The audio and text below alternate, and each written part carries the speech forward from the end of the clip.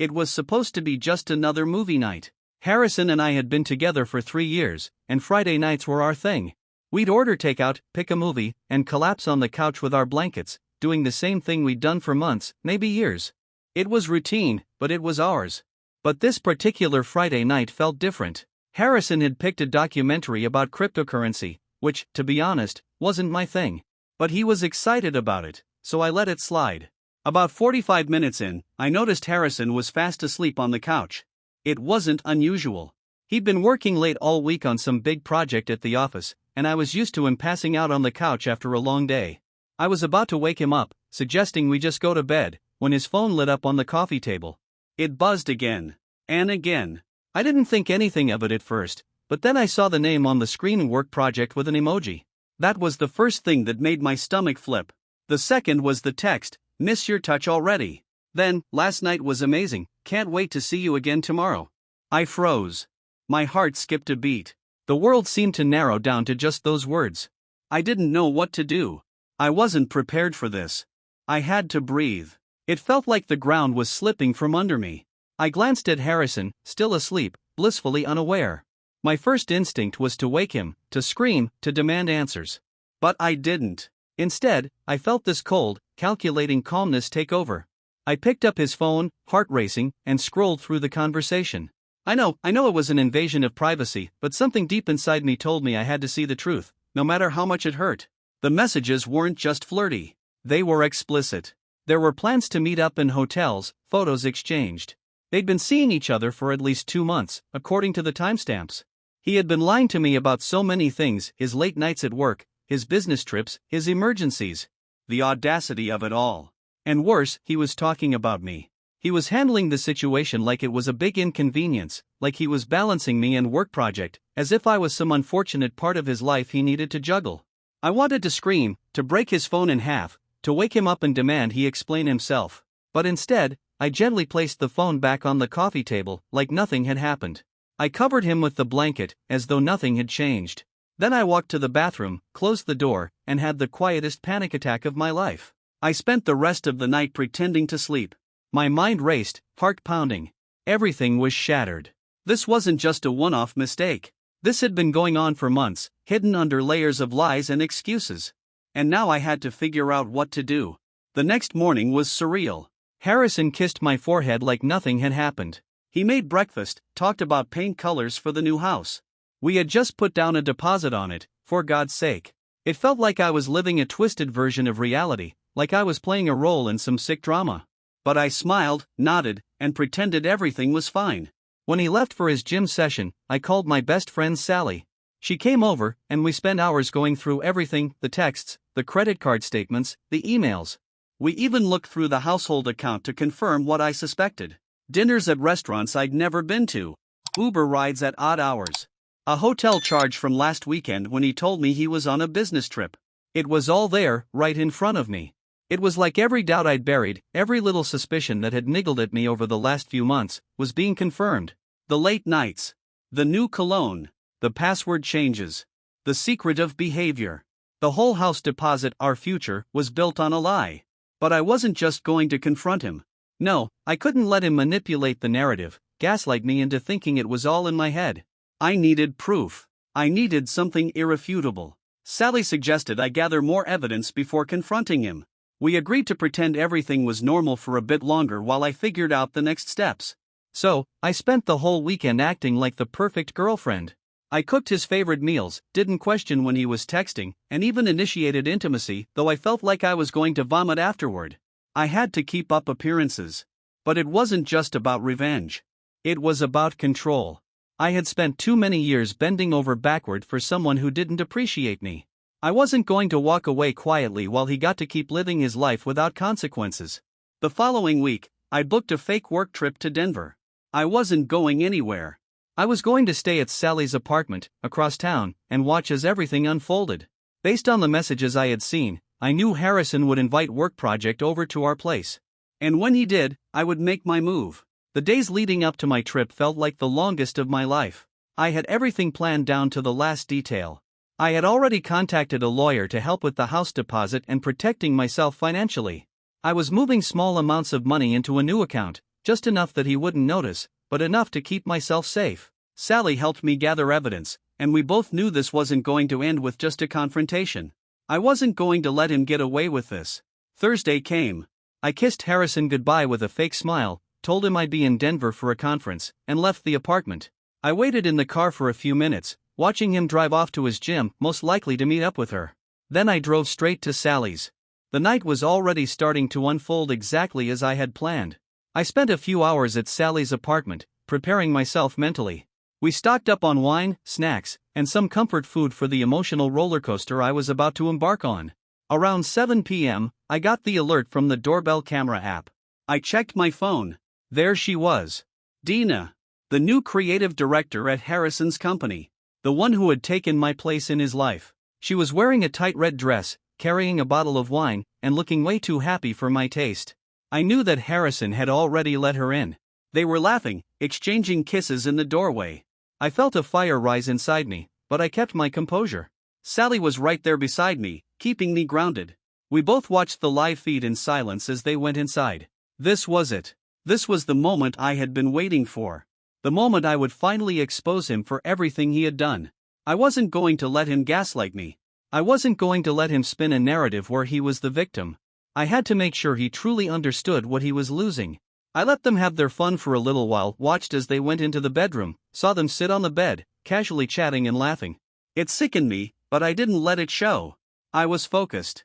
I was calm. I waited for the right moment. Around 9 p.m., Harrison texted me. He was clearly trying to play the innocent boyfriend, asking how my trip was going and telling me he loved me. I felt disgusted reading it. He didn't even know I was watching him. He didn't know that I knew everything. I waited until I saw them both go to the kitchen. That was when I made my move. I grabbed my phone and hit record. I captured the moment they went back into the bedroom, and I could hear their muffled voices through the walls. I had it all documented. All the proof I needed. But I wasn't done yet. I set my old phone up on the balcony, carefully positioning it so it would capture everything.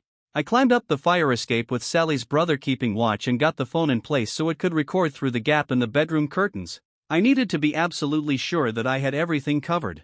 The next morning, when Harrison went to work, I made my move. I went back to the apartment, knowing I had only 3 hours to get everything I needed. I packed my things, clothes, personal items, family heirlooms, and left everything else behind. I wasn't interested in taking anything that could cause disputes. I didn't want his stuff, his memories, his half of the life we had built. It wasn't mine to keep. Sally brought her brothers to help, and we worked quickly, making sure everything I needed was packed up. We cleaned up, took the last of my things, and walked out without looking back. I left the key on the counter, along with some printed evidence, the text screenshots, the credit card statements, the recordings. Just enough to let him know I wasn't oblivious, but not enough to destroy him completely. I walked out of the apartment for the last time, and I didn't feel sad. I didn't feel anger. I felt relief. It wasn't over yet, but the worst part was done. I was free. And I wasn't going back. The rest of the day was a blur. I blocked Harrison on everything: phone, email, social media, cutting him out of my life for good. I contacted our friends and family to let them know we were done and that I wouldn't be discussing the details. I didn't need their opinions or pity. I was done with the lies, done with the manipulation. The following days were a whirlwind. Harrison's texts started flooding in, desperate messages begging for me to come back, apologizing, accusing me of overreacting. But I didn't reply. I couldn't. I was done playing his games. And then the calls came. First from his parents, then from his friends. They didn't understand. They thought I was making a rash decision. But I didn't care. I had made my choice. The final blow came when I received an email from his boss, confirming that the affair had been investigated and that Harrison had been put on probation. It was like icing on the cake. It wasn't about the revenge, it was about making sure he faced consequences. He needed to understand that his actions had consequences, that I wouldn't just let him destroy everything we had built without facing them. I could finally take a breath. I didn't feel victorious, not exactly. But I did feel lighter, like the burden had been lifted. This wasn't a victory of anger. It was a victory of self-respect. It was the first time in my life that I had stood up for myself and said, enough. The days after everything fell apart were a blur of small, quiet moments. I spent the first few weeks in a haze, sorting through the wreckage of my life. My apartment, now empty of Harrison's things, felt both like a sanctuary and a tomb. It was my space, my refuge, but it also echoed with the memories of everything I had given up. I had no idea what came next. I had no idea how to begin rebuilding after all the betrayal and the loss. But I knew I couldn't stay in the past. I had to keep moving forward. A week after I left the apartment, I found myself back at work. I had to make a living, after all. But everything felt different. My mind wandered during meetings. My eyes would wander to the clock, and I'd wonder how long I could keep pretending that things were fine. I wanted to give up on the corporate world entirely, but I knew that wasn't a solution. I had built something for myself, even if it wasn't what I thought it would be. I kept telling myself that I needed to focus on the long-term goals, the bigger picture. The first time I saw Harrison in person after everything, it was unexpected. I was at a coffee shop near the office, working on a proposal for a new project, when he walked in. He didn't see me at first, but when he did, his face paled. I saw the regret, the guilt, the same things I had felt for weeks, but they meant nothing now. I didn't even flinch when he came over to my table. "Can we talk?" he asked, his voice tentative. I didn't answer right away. I just looked at him, taking in his defeated posture, the man who had once been my partner. The man who had betrayed me. "Why?" I asked finally. "What is there to say?" He looked down, then back up at me. His eyes were heavy with shame. "I messed up. I didn't see it until it was too late. I just want a chance to make things right. I should have told him to leave. I should have told him to get out of my life. But instead, I just nodded. "Okay," I said, my voice barely a whisper. "But on one condition." He nodded eagerly, not sure what to expect. "Anything. You leave me alone," I said. "And you let me go." He opened his mouth to protest, but I held up my hand. "You don't get to drag me back in. You don't get to pretend like everything is fine. I'm done, Harrison. For real." His face fell. He didn't say anything. Just turned and walked out, his shoulders slumped. I didn't feel relieved. I didn't feel happy. I didn't feel anything. I just felt empty. But it was a different kind of empty. It wasn't the hollow ache of betrayal anymore.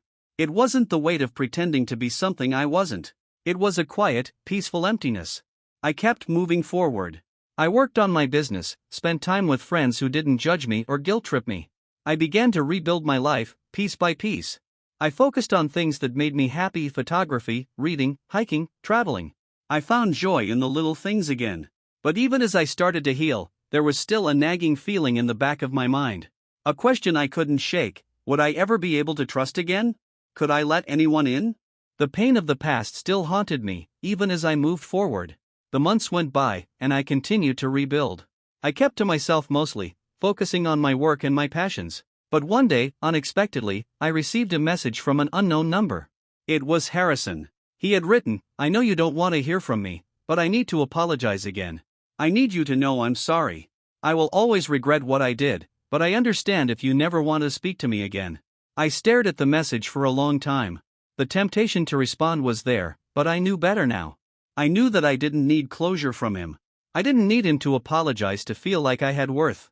I had already done that for myself. I didn't respond. Instead, I deleted the message and put the phone down. And for the first time in months, I felt completely in control. I had taken back my life. And it felt damn good. The road ahead wasn't going to be easy. There would be moments when I doubted myself. There would be moments when I questioned my choices. But I knew one thing for sure: I was finally free. As the months continued, I felt the weight of the past fade into a dull throb. It was still there, under the surface, but it no longer controlled me. I had started to find new rhythms in my life, new routines that didn't involve Harrison, or the constant emotional roller coaster that had been our relationship.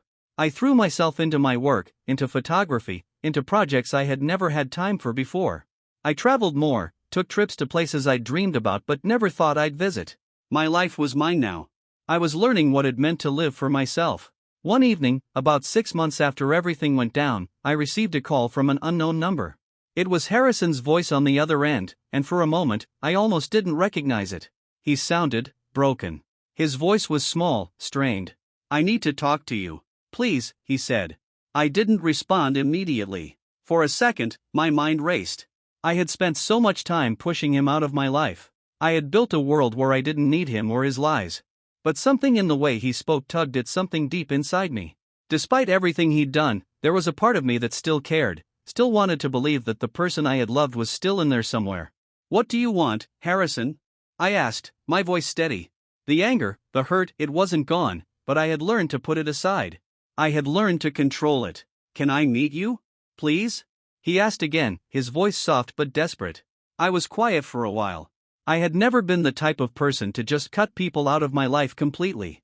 I wasn't proud of how everything had ended, but I also knew that I had done what I had to do for my own survival. I didn't owe him anything. But something in his voice, something raw, made me feel like I couldn't just walk away. Fine, I said finally. We can meet, but I'm not doing this on your terms. He agreed, and we set a time for the next day. I didn't expect anything to come of it.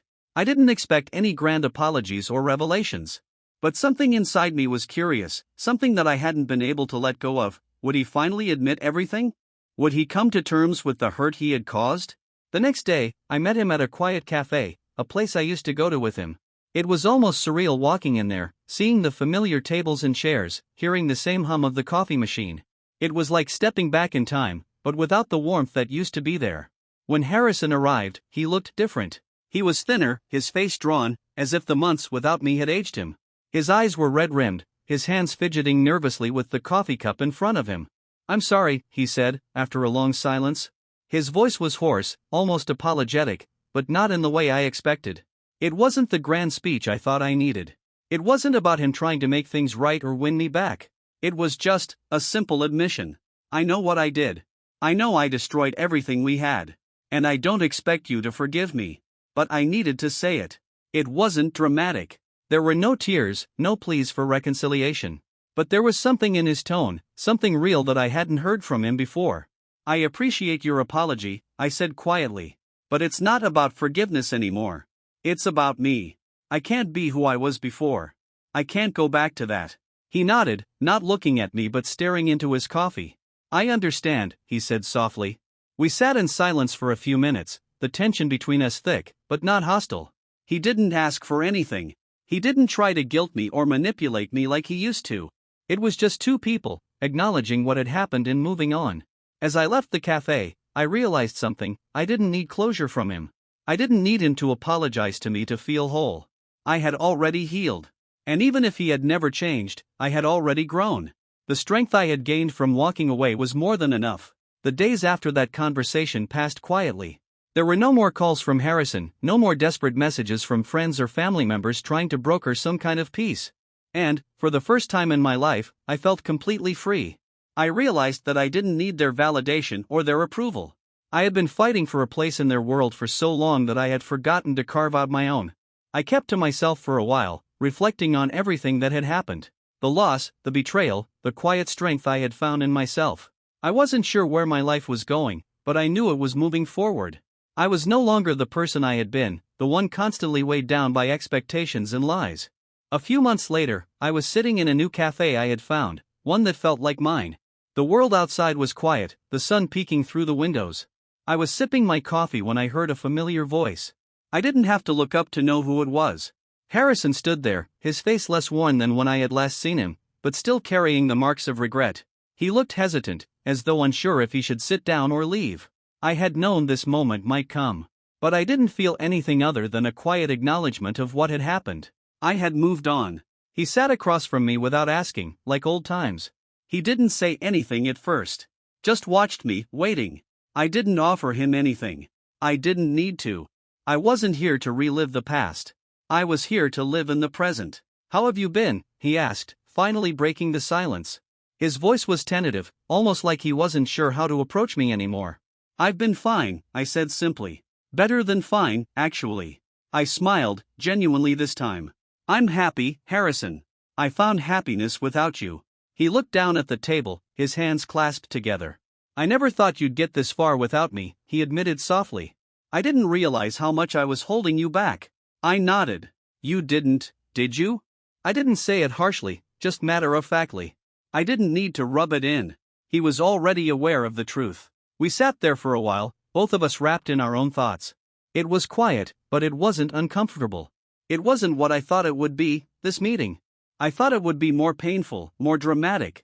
But it wasn't. It was just two people, who had once been important to each other, acknowledging the end. Finally, after a long silence, I stood up.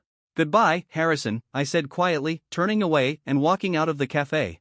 I didn't look back. And that was it. The final chapter of my story with him. No more second chances, no more unresolved feelings. Just a quiet acceptance of everything that had come before and everything that was to come. I didn't need closure. I didn't need anything from him anymore. I had already found everything I needed within myself. As I walked out into the sunlight, I felt like a different person. And for the first time in a long time, I knew I was ready to embrace whatever came next.